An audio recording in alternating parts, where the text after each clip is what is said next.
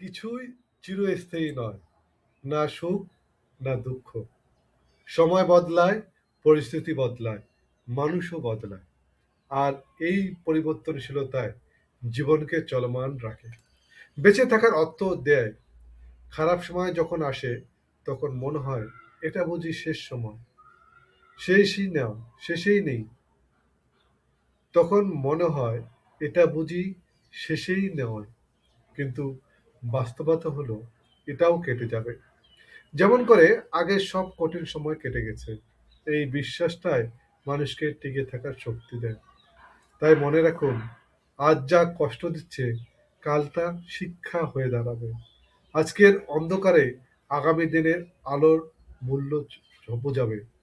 কিছুই স্থায়ী নয়, এই সত্যটুকু আঁকড়ে ধরলে জীবন অনেকটাই সহনীয়, অনেকটাই সুন্দর হয়ে ওঠে। তাই আপনার জীবনকে সুন্দর করতে হলে প্রতিদিন প্রতি মুহূর্ত উপভোগ করুন।